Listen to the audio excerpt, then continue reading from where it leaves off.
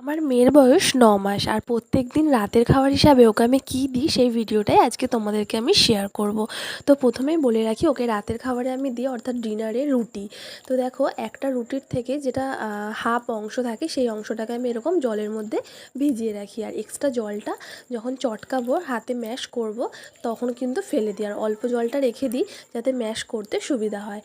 প্রত্যেকদিন আমি বাড়িতেই রুটি করি, আর রুটিটার যে অংশটা ফুলে ওঠে সেই অংশটাকে এরকমভাবে ভিজিয়ে রাখি আধা ঘন্টা থেকে 1 ঘন্টার জন্য।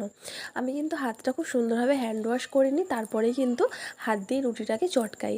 এবার তোমাদেরকে বলে দিই, আমি কিন্তু কোনো রকম মিক্সার খাওয়ারে ইউজ করি না, কারণ মিক্সার বাবুদের খাওয়ারে ইউজ করাটা ঠিক না এবং ডাক্তারও বারণ করে। আর তাছাড়া মিক্সারের খাবার খাওয়ালে বাচ্চারা কিন্তু পরে আর সলিড খাবার খেতে চায় না, সবসময় মিক্সারের যে লিকুইড ফর্মে যে খাবারটা থাকে সেটাই অ্যাকসেপ্ট করতে চায়। সেই জন্য ওকে আমি হাতে চটকেই খাওয়াই, আর হাতে চটকালে এটার আর কিছু থাকে না, আর একটু হালকা এরকম টাইপের খাবারটা দিলে পেটে থাকবে অনেকক্ষণ। সেই জন্য ওকে আমি এরকমভাবেই খাওয়াই। আগেকার দিনে মিক্সার ছিল না, তাহলে কি আগেকার দিনে বাচ্চারা খেয়ে বড় হয়নি? এভাবেই খেয়ে বড় হয়েছে। শুধু এইটুকু খেয়াল রাখতে হবে যে যেন গলায় না আটকায়। আর আমি কিন্তু কোনো ছাঁকনিও ইউজ করি না, যদি ভালোভাবে এটা হাতে ম্যাশ করা যায় তাহলে ছাঁকনিরও কোনো প্রয়োজন হয় না।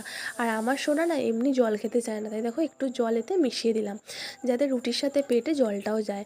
আর যেটুকু পরিমাণ ওর আমি রেডি করলাম, তো এখান থেকে যেটুকু নিজে থেকে খাবে বাকিটা আমি ফেলে দেবো।